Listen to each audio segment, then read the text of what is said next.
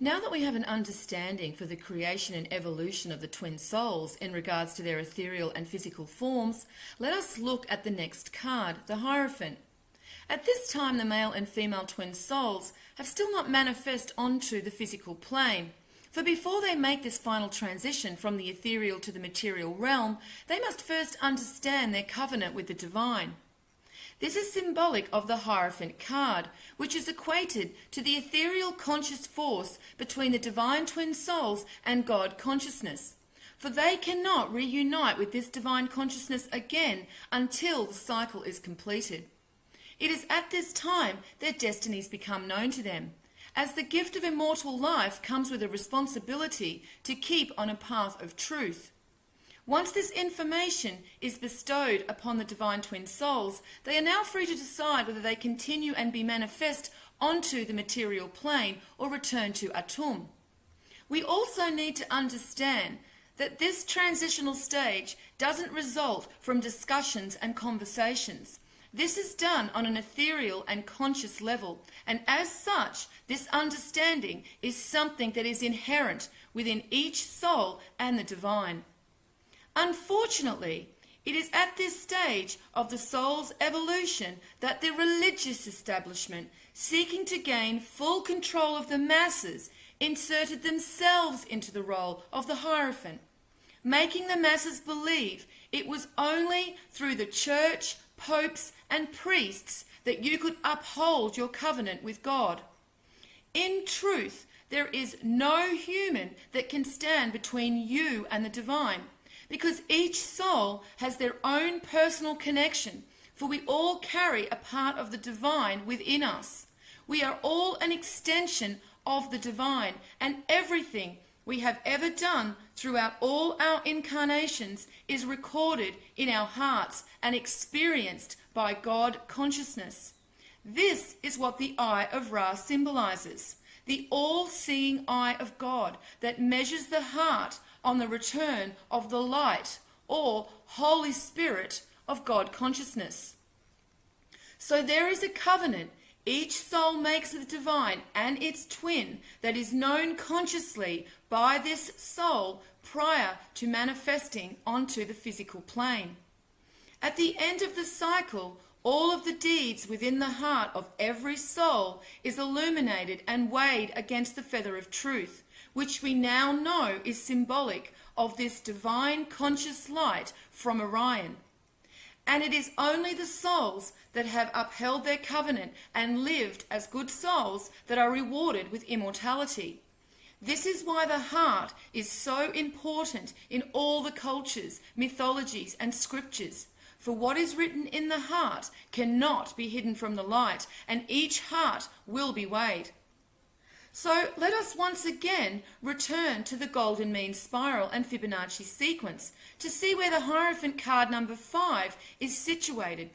And we see that it is at number 5 on the Fibonacci sequence and golden mean spiral. Again, we can also see this section of the golden mean spiral encompasses all the other sections, and this is symbolic for the covenant between the divine twin souls and God before they manifest onto the physical plane. If we add the numbers of the Fibonacci sequence up until this section, we get 12.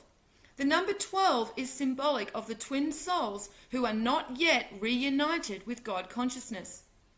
We can also look at the number 5 in its symbolic form and see that the Roman numeral 1s that were on the High Priestess card are now joined together at the bottom.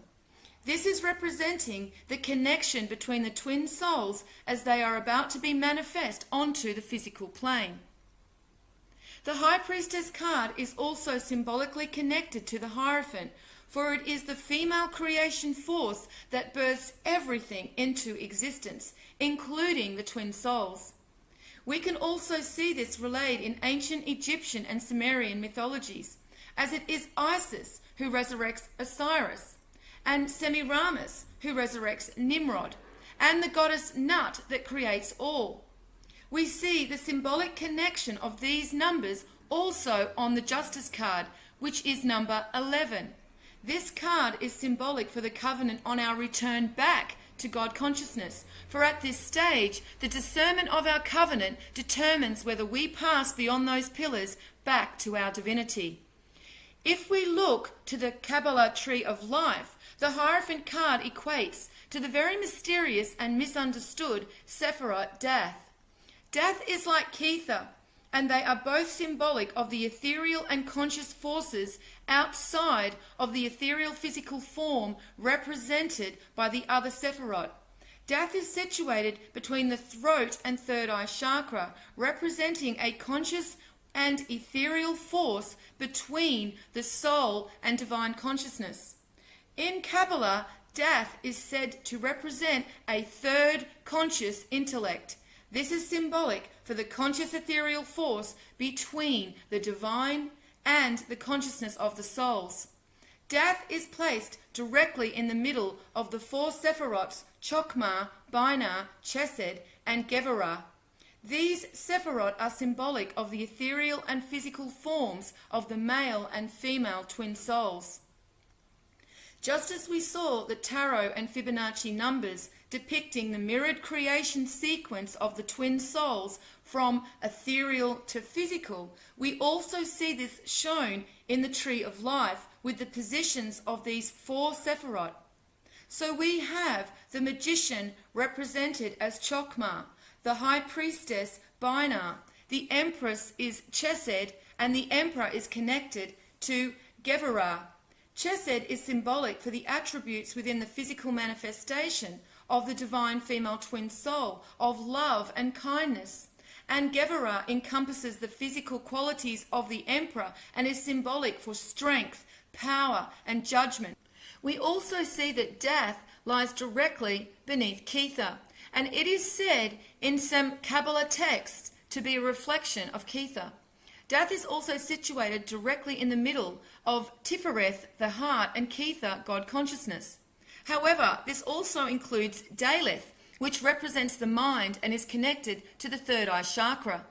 The path on which death is situated is known as Gimel or Camel and represents the connection from the heart to the divine, but shows that there is a third elemental consciousness that we must pass beyond, which is represented by death. Death is also situated between the throat and third eye chakra, as it is symbolic of the expressed agreement of our covenant between the divine and our twin soul. The path of Gimel shows us that we must pass beyond death and have upheld this covenant to be bestowed with immortality and crowned at Kether. It is the light within our hearts that grants us access beyond the pillars of Solomon's temple to reunite with the divine. We can also see the path of Gimel or camel reflected in this old saying. It is easier for a camel to pass through the eye of a needle than for a rich man to go to heaven. Gimel is also the 13th path, and on the number keys from ancient Egypt, the number 13 is also directly related to the third eye and crown chakra, for this is symbolic of the death of the physical container upon reuniting with God consciousness. So again, we see the path to the crown is directly related to the heart. And once again, on the ancient Egyptian number key, we can see that the number 8, which is symbolic for immortality, is connected to not only the heart chakra, but also the third eye and crown chakra. However, we will visit this further when we look into the Death Tarot card in future videos. In this verse from Psalms 119:17, it even mentions the word Gimel. It states, Gimel, deal bountifully with thy servant, that I may live and keep thy word. The numbers of this verse are also significant, as we see it relates to 11 and 8. 11 being symbolic of the twin souls manifest into their physical body, and 8 equating to their immortality. Again, we can also see this covenant between the twin souls and the divine clearly shown in 2 Kings 23:3 with, and the king stood by a pillar and made a covenant before the Lord to walk after the Lord, and to keep his commandments and his testimonies and his statutes with all their heart and all their soul, to perform the words of this covenant that were written in this book. And all the people joined in to the covenant. The king is symbolic of the divine male twin soul, and we see the verse mentions with all their heart. This is relating to the covenant between God and both the divine male and female twin souls. However, it also mentions, and all the people joined into the covenant. This is symbolic of every soul thereafter making a covenant with the divine. If we look at the numbers of this verse, we see it is 23:3. 2 and 3 equal 5. This is directly connected to the Hierophant Tarot card number 5, but also the Fibonacci sequence and golden mean spiral. And the 3 is representing the Trinity bound by this covenant. As discussed earlier, the Hierophant is related to death on the Kabbalah tree of life. However, the Hierophant also has a connection to the path of the serpent, as it represents the throat chakra on the tree of life. According to the Hindu tradition, the throat chakra is the 5th primary chakra and called the Vishhara or Vishhadi. So again we see a connection between the number 5 with this chakra and the Hierophant card. The mantra or seed sound for this syllable is called Ham. It is interesting to note that some religious belief systems have an aversion to ham or pork. Could this be a strong symbolic gesture enacted as a way to ensure their memory of this covenant was kept? In the bindu or point above the mantra resides the deity Sadashiva, who has 5 faces and 10 arms. Again we see the connection to 5. And we also have 10, which represents both covenants of the twin souls and the infinite cycle of death and resurrection. The throat chakra is also symbolic of the energetic force we use to express our souls onto the material plane. This expression emanates from what is brought together from our heart and mind, thinking and feeling in unison. Together our feelings and thoughts are expressed at this energy point to be manifest onto the physical plane. The throat chakra is where we speak our truth and our lies. The immortality of our souls is determined by this expression of our soul and our connections with others on the material plane through cause and effect. Cause and effect is also a principle of hermetics. This is the end of part 1 of number 6 in the Mystery Teachings series. In part 2, we will gain more of an understanding of the principle of cause and effect which governs our lives and how this is related to the Hierophant card and our destiny.